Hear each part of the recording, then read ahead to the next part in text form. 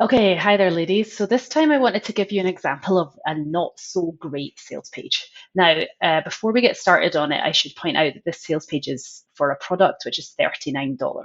So in a way, it doesn't matter quite so much. I mean, I would argue that you still want to have a great sales page, but some of the problems with this are maybe not so big. Possibly they didn't want to worry about creating a completely separate sales page because this is not a sales page or a landing page.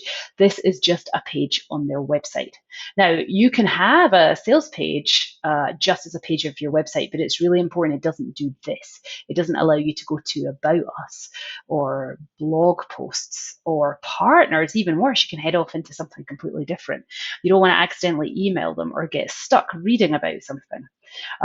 So the biggest problem with this really is that it's a page of their website that's just obviously part of the rest of their website and it links to all of it.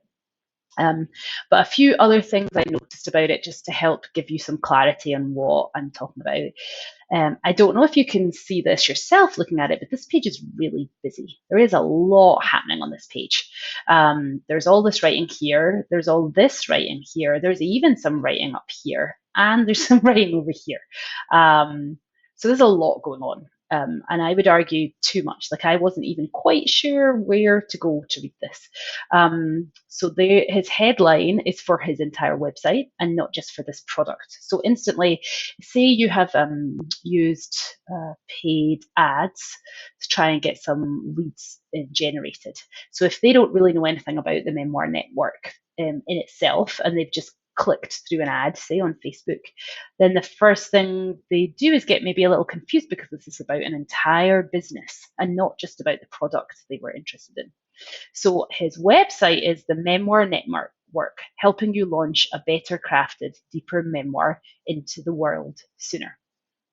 And that does kind of relate to the product, the writer's time management that works, which is to do with time management. So does have that's the very last word of his UVP here, sooner.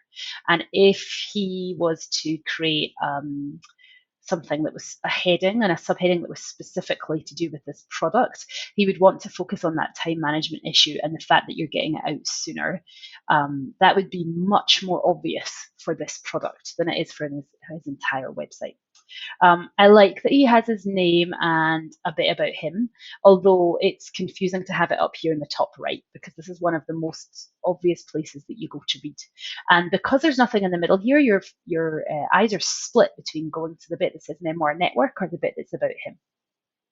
I also, the very first thing it says is my team and I, which just from a writer's point of view, I would say is not strong because if he's basing himself as the brand, then he shouldn't be talking about his team first. If it's truly a team that work together, there shouldn't be an image of this one man. And if it's really him as the face of the brand, he shouldn't start by talking about his team. So that's kind of a small extra point. But so I would say that this is an example of why you really want this, your headline and your subhead right here in the middle and over some kind of bigger image that takes up a large part of the screen. Um, there is not a call to action above the fold. I mean, there's a million call to action. I could hit memoir writing services. I could click writer's time register, but that would not be the registration for management that works, I don't think. Or is it? Are those the same products? I don't know because it's not clear to me as I'm looking at this. And if it was a call to action, I can see that I can click all these things, but they're not within a button. And that's obvious because each one is a click. Like these couldn't possibly all be buttons. However, when you do a sales page or a landing page, you want a very obvious contrasted button that really highlights to someone if they are just skimming past on their way out the door, but they just want to remind themselves and they hit the click button as they leave, they need to be able to see that and find it. So he has a quote from himself at the beginning, which is kind of interesting. And it's almost as large as the heading for in the writer's time management that works you will. And so for me, that's confusing because I can't quite tell what is the heading here. So he jumps straight into features. You will come to understand there's really only one aspect of time we can manage. That possibly is a benefit and not a feature. In fact, these may all be benefits. Appreciate how subjective your thinking about time is. Treat scheduling seriously. Glimpse behind procrastination. Understand getting it perfect. see that writing didn't take over your life, and pick up some surprising best practices. So there's probably a mixture of benefits and features, and he jumps pretty much right into it. It starts with a note from Dennis Ledoux and the Memoir Network team. Well, that really doesn't tell us anything, so that was a waste of space right there. Plus, it has a plus. What happens if I click that? Oh, there's more in there. Who would even know? Turns out there's a welcome letter from him. But I had not realized I was supposed to click that plus button. And I'm going to guess, based on knowing a little bit about this product, it's definitely geared towards its ideal client would be an older person who is looking to write a memoir. And therefore, just generally, they are less aware of how these types of buttons work.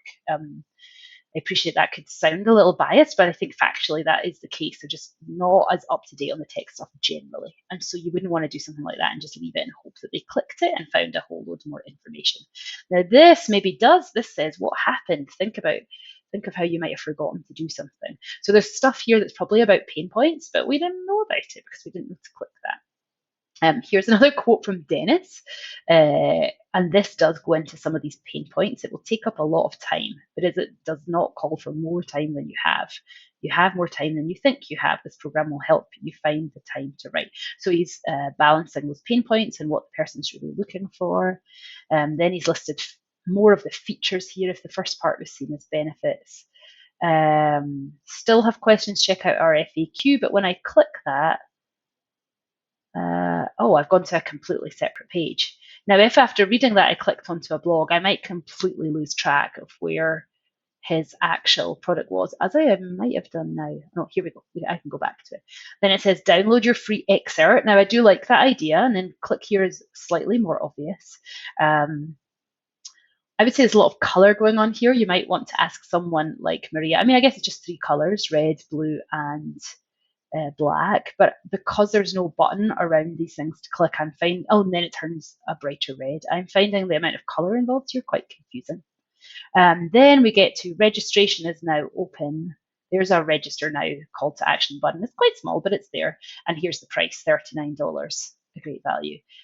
There's like a little picture there. There's not a lot of pictures going on. And then at the end, he has a full guarantee. So that's addressing some of the objections. But then once again, at the very bottom, we could actually accidentally click off into other parts of his website. Here's a kind of sad looking image here of a badge that says satisfaction guaranteed. But I have read that a badge like that, even a fairly poor one like that, can really make a difference to a viewer because they kind of scan it and they know that it's a badge. So yes, I would also say, look how much shorter this one is now. And he's done a relatively good job of covering what you need to cover. He's addressed the features, the benefits, the pain points, and he hasn't had to go into as much information. So I would say the layout is not great, and his call to action buttons are not great. But he's probably covered most of what he needs to do, and you can see the length of the sales page there.